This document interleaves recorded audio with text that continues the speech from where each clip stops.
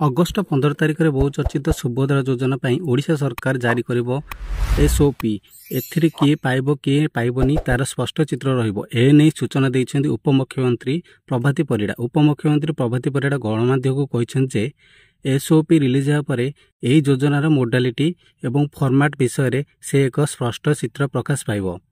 ଏହି ଯୋଜନା ଅଧୀନରେ ଲାଭ ପାଇଁ ଯୋଗ୍ୟତା ସ୍ପଷ୍ଟ ହେବ ବୋଲି ସେ କହିଛନ୍ତି। ତେଣୁ ମହିଳାଙ୍କୁ ଭ୍ରମିତ ନ ହେବାକୁ ଅପିଲ କରିଛନ୍ତି ଉପମୁଖ୍ୟମନ୍ତ୍ରୀ। ସେପ୍ଟେମ୍ବର 17ରେ ସୁଭଦ୍ରା ଯୋଜନା ଲାଗୁ ହେବ। ରାଜ୍ୟରେ ବିଭିନ୍ନ ସରକାର ନିଜର ନିର୍ବାଚନୀ ପ୍ରତିଶ୍ରୁତି ପାଳନ କରି ଆସନ୍ତା ସେପ୍ଟେମ୍ବର 17 ତାରିଖରୁ ରାଜ୍ୟରେ ସୁଭଦ୍ରା ଯୋଜନା କାର୍ଯ୍ୟକାରୀ କରିବା ନିମନ୍ତେ ନିଷ୍ପତ୍ତି ନେଇଛନ୍ତି। ଶିଶୁ ବିକାଶ ପୋର୍ଟଫୋଲିଓ ମଧ୍ୟ ରଖିଥିବା ଉପମୁଖ୍ୟମନ୍ତ୍ରୀ କହିଛନ୍ତି। ଏହି ଯୋଜନାର ଲାଭ ପାଇବା ପାଇଁ ଆଧାର କାର୍ଡ ହେଉଛି ସବୁଠାରୁ ଗୁରୁତ୍ୱପୂର୍ଣ୍ଣ ଡକ୍ୟୁମେଣ୍ଟ।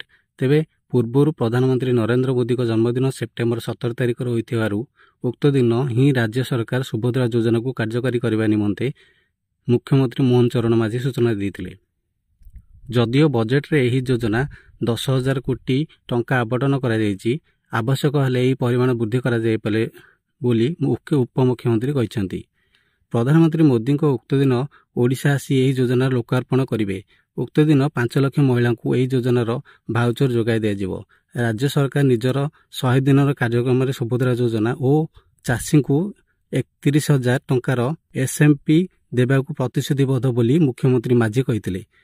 ଓଡ଼ିଶାରେ ଏହି ଯୋଜନା ଆରମ୍ଭ କରିବାକୁ ପ୍ରଧାନମନ୍ତ୍ରୀଙ୍କୁ ଅନୁରୋଧ କରାଯାଇଛି, ଯେଉଁଥିରେ ମହିଳାମାନେ ପ୍ରତ୍ୟେକଙ୍କୁ 50,000 ଟଙ୍କା ନଗଦ ଭାଉଚର ପାଇବେ। ଏହି କାର୍ଯ୍ୟକ୍ରମରେ ପ୍ରାୟ 50 ଲକ୍ଷ ମହିଳା ଯୋଗ ଦେବେ।